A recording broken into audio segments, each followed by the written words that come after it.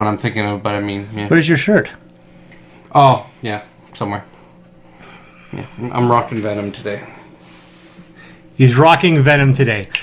Hello, I am Chris from Deus Ex Machina, and I am with Dave from Rampant Wolf Games. And we are here to talk about cooperative games, specifically Quirky. Yeah. Now, what did you think Quirky meant? For me, Quirky meant things that made you just go, huh. Things that make you go, oh.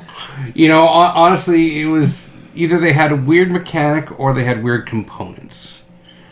That was basically what I think for me it was anything, because people rallied about cooperatives kind of following a certain formula.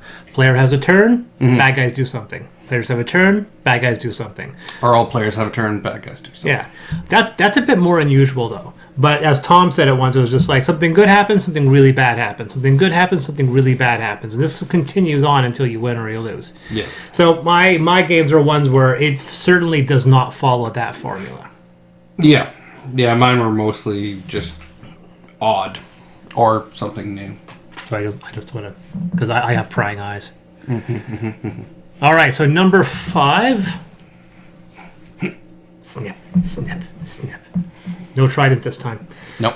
My number 5 is called Samurai Spirit. Have you heard about this one? It is a small box game. It's about yay big. It is very much inspired by Seven Samurai, which of course became... Yeah, it's been used a lot. Seven Samurai is one of the classic Japanese stories. It's been played a lot. I can't remember what the American Western version is called. Magnificent Seven. That's what it was. Yeah. So the Magnificent Seven is a play on that one. Samurai 7, which is a fantastic big giant robot version of it. And every time they remake it, they somewhat randomize who dies. Because you're like, oh yeah, 7 samurai, these 3 samurai make it out, and it's always a different set of 3 guys. And I thought it was really interesting. It was almost like they throw craps and go, okay, which are the 3 samurai that make it out of this one? Samurai Spirit is very much like that. You have a wonderful tiny little village, and you're all playing as samurais defending it from bandits. It does get a little wushu, because eventually you could transform into a beast mode, quite literally turn into a monster. Not really a monster, like a bad monster. Yeah. But you channel your animal spirit, and next thing you know, you become a lot more powerful. It's almost like blackjack. You have to play down enemies and get them to add up to 11. You have to get them to add. You have to keep on pushing it until they get to 11. So you're constantly using your abilities, having people cooperate with you until you can get exactly to 11.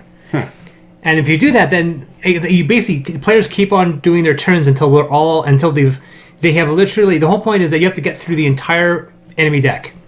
And if all the enemy cards are all distributed among all the players, then you've beaten them. But if there's one guy that you can't, then you lose the game. So it's a big... They're the weakest link. It's a weakest link, but it's a big puzzle. It's a really big blackjack style puzzle. You have to do that 3 times. It is not easy. It's not an easy game. We have one, but it's neat because it's entirely card based. There's no enemies now do this, flipping an event, and the box is like this big, so it's like $25-$30. It's really, really, really neat. The graphic design is awesome. If you see this graphic design, it is really neat. But I like it because once again, it's a completely different way of doing a cooperative game, and that's kind of why I zeroed in on that one.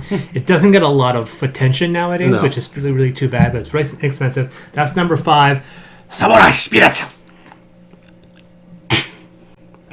All right, my number 5 I selected because of the components, and that is Forbidden Sky. Ooh, you're gonna get flack on that one. I know. It's quirky, yeah. I would say quirky from a mechanical. I totally throw that out. I went for pure mechanicals. I didn't have anything with an aesthetic, but I can see that. Well, it is a quirky mechanic because stuff just doesn't quite... It's not easy to use the components. Yeah, because the whole point of the game is literally creating an electronic circuit. Yeah. That creates a little little electronic spaceship. Yeah. That's something we would have played with when we were 4. Yeah, exactly. It's a good game. I enjoy it. So you were the one guy, yeah? Yeah, I'm the one guy. I'm sure I'd like it. I just... Yeah, no, I can see why it gets some For me, vitriol. What's been kind of putting me off is just it's so much more expensive than the other 2. Yeah, and some of the things that bug out some people, which is... I find hilarious because these are the same people who complained that the other ones came in tins and this one didn't. Yeah. It's just like, make up your mind. Be mad or don't be mad. Like, you know. Yeah, this one's in a box and a bit bigger box. I had no problem with the tin. I thought the tin was unique. I thought that was quirky. So that was my number 5, Forbidden Sky. My number 4 is a game which, and this is a funny thing, I don't know if I really love this game. I know you've had issues with it. It's called Mysterium. No, I love that game. That's pretty good. It's an okay game. It's an interesting game. I think the game has the one fault that I feel that there's a real mechanical disconnect between the last act of the game and the rest of it, where everything kind of falls into this kind of ultimate final value where you get a couple guesses to guess the actual course. And it's weird too because it just doesn't seem like those two games, like the last half. But it's certainly quirky. Oh yeah. I mean it is cooperative because not even the one guy out wants everyone to win. Yeah. So it's truly cooperative, but it's also I'm never seen a situation like that almost when it's always one and the rest. It's always one versus, not one with the rest. Yep. And I always argue, and this is something that is not very popular in my opinion. I always think that that's how every D&D game should be. Yeah. It should be one. It's the dungeon master helping the players have fun. When it's one versus all, I think that's the worst type of DM and the worst type of gaming experience. So that's why I like Mysterium for what it is. So that's my number 4 pick, Mysterium. I've never won Mysterium because I always get saddled with people that have they make the strangest mental connections. Yeah, I've had this problem where I've been I'm usually the ghost, and I'll be there. I've never been the ghost, and I've given out the clues. Yeah, and I'm watching around the room, and people are getting the clues, and then there's that one person in the room, or either that. So I've had two. I've either had there's that one person in the room that derails the entire group. He gets them to change all of their guesses. Yeah, or there's the entire group that has no idea what they're talking about, but there's the one person who's like, I'm on the same wavelength with them, and they're picking it, and they're trying to rally the troops in the right direction, and they're not listening to that one person. It's just that was me in my last game, which was funny too because I was the stranger in the group. Like, I was invited to this group. I didn't really know the ghost. I didn't know his wife, who was another player, and I was good friends with a few other people. But I had no relationship preview with the ghost, and I got every single one right. His wife got, and none of his friends got any of them right. So I'm like, you and we obviously know what we're talking about, but it wasn't enough. It wasn't enough. So all right, so that's my number 4 pick, Mysterium. So my number 4 pick for cooperative quirky game is Rising 5. Now the reason I'm calling it quirky is because really, honestly, if you think back to when Mastermind first came out, it was so 70s. Like, it wasn't even 80s. It was 70s. It was like the Mastermind was like a leisure suit guy on the front of the box and stuff, in a shadow and stuff. I had to look that up to do a previous video about Mastermind. And quirky just because you're controlling all the other players. Yeah. And you're not controlling a player that is your player. But it's just how they took that old, outdated, weird, trippy game that I did have and reskinned it, made it better. And thanks to the app, made it fully cooperative. Yeah. So that's why I found it quirky. So that's my number 4. I would agree with you. It didn't make my list. It was high. Like, it was 5 or 6 or 7. It got pushed out because I felt that I felt like the other games I have were just so different. Yeah. So Rising 5 got pushed out because it does have some quirkiness with the app integration and it playing all the characters and so forth. Yeah. But I still felt that it just didn't. It barely did. Got to make sure I keep the label this way. Product placement, right?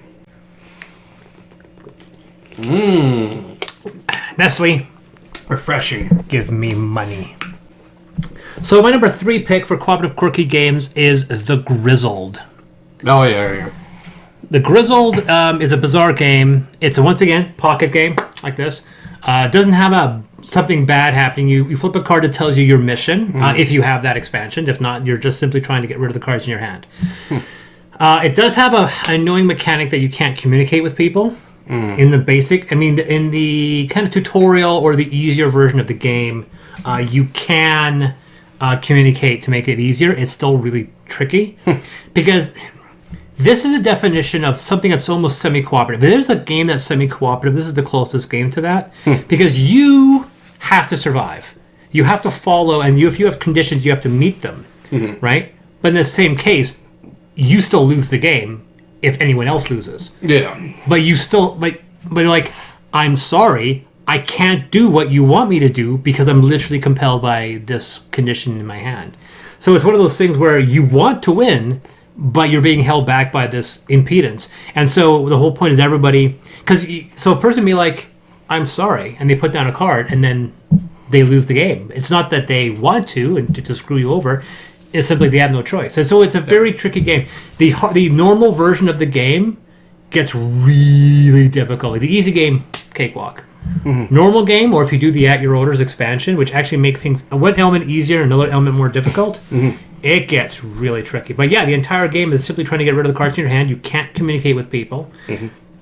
So you're trying to find ways to it's almost similar to Samurai Spirit, where you're trying to get rid of the cards in your hand, which are bandits, and you're all working together to try to find a way to get these cards out. And if you manage to get rid of all the cards in your hand, then you succeeded in the mission, and you continue to do that until one of these two decks is empty. If this deck is empty and you reveal the grave, these guys don't survive World War I. Big disclaimer, though, it is a grim game. Even though it has this very quirky art style, it's set in World War I. It's about you guys surviving a war. There's no shooting, there's no killing of German Krauts. It's simply you trying to make it out of the war, and in one piece. And it's further compounded that the artist, the guy who did all the artwork, was one of the guys who got killed in the Charlie Hebdo attacks in France. So it's like, on top of the grim subject matter, it gets one step further once you find out that the artist unfortunately was murdered in a terrorist attack. So that's my happy number 3, The Grizzled. All right. It's my number 3 quirky game PTSD is Run, Fight, or Die. Oh. The reason I find it quirky is because how it works is you end up having... So you're all playing the game together, and you have 3 zones for your mat, and the zombies build up in your 3 zones moving towards you and try to kill them before they get to you. The problem sounds being like Plants vs. Zombies. Problem being is that everybody has their own mat. So you're all taking on different amounts of zombies. However, abilities will transfer zombies from your board to other people's boards. And the reason it's cooperative is because if any of you die, the game is over. That's a big condition. Yeah. Because, the moment you take that away, it becomes a gotcha game. It's like, it becomes a gotcha game. So now you're trying to help each other. But by the same token, you're also still trying to fend off what's coming at you. So it's quirky in the sense... I've not heard of this one. It's by Richard Lanius. Okay. Yep. And they did a reprint of it recently. I did... start back in, then I was like, well, I already have it. And then actually I think it was Simon might have grabbed it to do the reprint. I don't know. Honestly, it's interesting because they have a whole bunch of expansions, and it has a very quirky expansion called We're Worth the Wait, I think it is. And it's basically a bunch of female characters with cell phone dice, and everything is pink, and it's like it doesn't like hold back on the sexism on that one. It's like wham right in your face. I'm just like whoo. But it's funny because of course with the cell phone thing, it's like if you roll the cell phone icon, you track more zombies because your cell phone's ringing. So it's quirky. Wow. Well, yeah, no, that is. I'll give it to you. The first one was just like, okay, yeah, right. That one, yeah, no, I'll give you that. So that's my number 3, Run, Fight, or Die. Well, okay. My number 2, it's one of those things where it's really tricky just because I'm going to make a quick amendment to mine, or I'm going to do a little bit of I'm going to cheat and have a tie. Because these games are both very, very similar. Okay. Originally, I had Mask of Moai, but it's obscure. But I'm kicking it off and putting on Chronicles of Crime. Okay. And the reason why I'm putting Chronicles of Crime now instead of Mask of Moai is, oddly enough, they have very similar ideas. Both these games feature, or they lack, player turns. right? It's interesting because Time Stories almost made this mechanic, because Time Stories is another one that kind of breaks that mold, because you reveal the card, someone reads out something, and then all the players put their meeples wherever they're going to be doing actions, and then you commit to those actions. And that's kind of traditional. So both Mask of Moai and Chronicles of Crime don't have that, but they still have a integral app assistant. It's not one of those things where, oh, they're just lazy, they took the cards out. But no, there's absolutely a vital reason.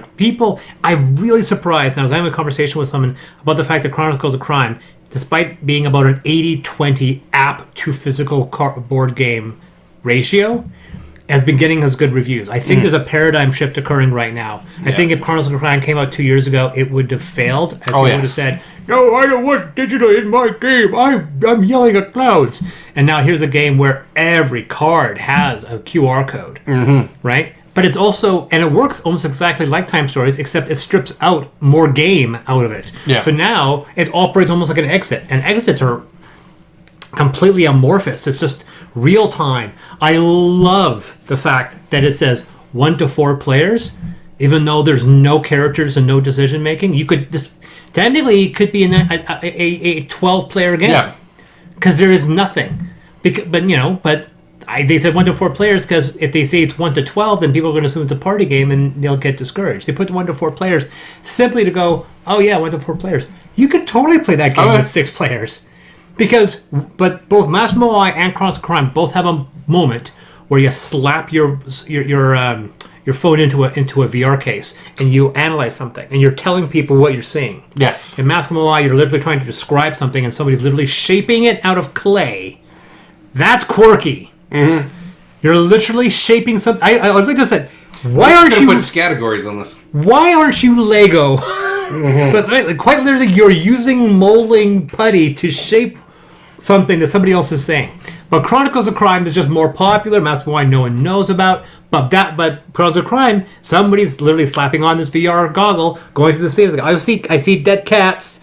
I see syringes, and then the other person's ripping out all the clue cards, and then hopefully you'll hand off the phone to somebody else, and somebody else will scan everything in and get all the information. Yeah. It's a game that could totally be alpha player. Like, you could really have an alpha player problem, because the guy who holds the cell phone could be like Lord Humongous. Yeah.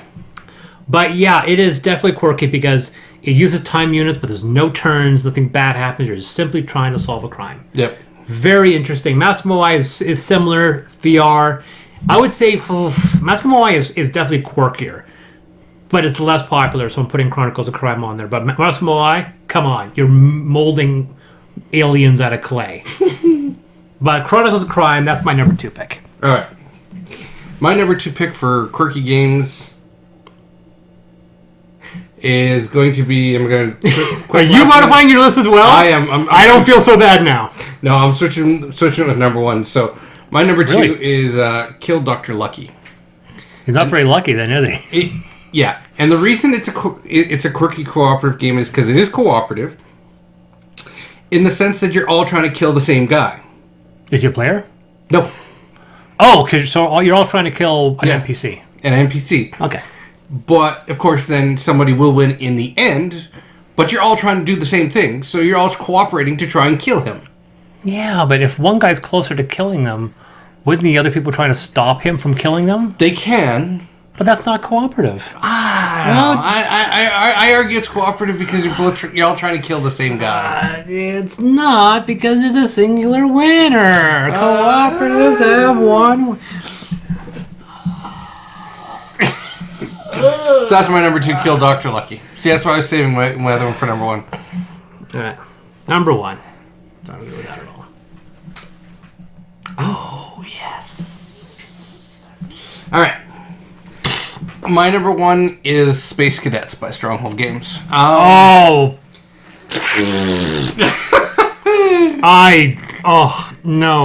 Yep. Oh, gotta get that one out of my mouth. Sorry, real-time game. It's not real-time. Oh, sorry, I'm thinking of Space Alert. Never mind. Yeah, no. Sorry. Space Alert, Space Cadet. Yeah, no, Space Cadets is basically... You can have up to 7 people playing this game, and you all are controlling different systems on the ship. But how you control those systems is that you are all playing different mini games in the same game. So this person may be trying to build hands of cards. This person may be trying to match symbols and stuff. And it's really quirky in that sense because you've just got all these different mini games going on. And part of the captain's job is assigning you enough power to give you enough abilities during your mini games to achieve the tasks that you need to do to move the ship, load torpedoes, shoot the bad guys, scan for bad guys, etc. It's really interesting. It's and you don't all do your stuff at the same time, so you can actually break it down to less people if you needed to. So some people can do like two of those functions, but it's really interesting because your helmsman can plot all these things, and so then you go to execute them, and the captain's like, that's not quite what I wanted you to do. Well, it's what I could do with what you gave me. So it's almost like Mysterium, because there's one guy trying to get everyone else to win with him. Yeah. Oh, that's cool. We were talking about how unique Mysterium is, and apparently there's another game right on the list. Yeah, and it's really... Where is that? Which one, Mysterium? No, I know where Mysterium. Where's Space Cadets? Space Cadets is right over there. Right beside Police Precinct and Rex. Oh, yeah. No, I think I've seen the game on the shelf. I think Space Alert rubbed me the wrong way so much. Every time I see Space Alert, no! Space Alert. There is a timed component, because of course, when you're doing the mini games, you have a certain amount of time to do it. So that's probably the reason why I thought they were the same. Yeah. But no, it's quirky, but it's good. The opposite side of that one is Space Cadets Dice Duel, in which case you split the table and you have teams against each other, real-time dice rolling, doing the same sorts of things, moving ships around and stuff. Yeah. No. Yeah. Anyways, that was my number one, Space Cadets. My number one is cooperative, but there could be a point where it might not be. Oh, come on. That's what I just said with Trilogy. No. The difference is that this game does not have a pure mechanic. And it doesn't have, there's one player, but it is a game where you would both very much like the game to be won in a certain way, but things may not turn out in your favor. You're talking about Fog of Love. I'm talking about Fog of Love. Fog of Love is one of the most unique playing experiences. Yes. It almost seems to transcend gaming and becomes a psychological exercise. Oh yeah, it's literally you're having a relationship, but you're not. It's not turning out how you want it to go. Yeah, but it might be. Like I said, it might. I played the game 3 times. I've not had a situation where we didn't end up together. Right, but I imagine that could be a situation that may pan out where I win the game and she doesn't because I satisfied my satisfaction. Yeah, I found out that I wanted to be single. Well, there's an expansion where it's called we're not meant to last or something, and you actually have to break up. Yeah. So it's one of what was interesting too is that you both might end up having that. You both may end up finding out. So you don't really know how things are going to work out. So there may come a situation where one person does win, the other person loses, but the vast majority of the time is in a situation where you both want to win, whether or not you stay together or you decide to move apart. I think it's a really interesting experience. It's one of the most entertaining games to watch between two people. I especially, and this is purely personal, I get a lot of excess enjoyment when when we have same-sex friends that are not homosexual playing the game, because it's really quite humorous. Because seeing two men play the game, because they get in their roles, because all of my friends are very comfortable with themselves, and seeing two women play the game, a little sexy, not gonna lie. had my wife playing the game with one of her female friends, not gonna lie, kind of thought that was kind of hot. So it's a very entertaining game to play. So that's my number one pick, Fog of Love. All right. So counting down, my number 5 was Forbidden Sky. Number 4 was Rising 5. Number 3 was Run Fight or Die. Number 2 was Kill Dr. Lucky. You could probably swap in Fog of Love if you didn't like that one. And then number 1 was Space Cadets.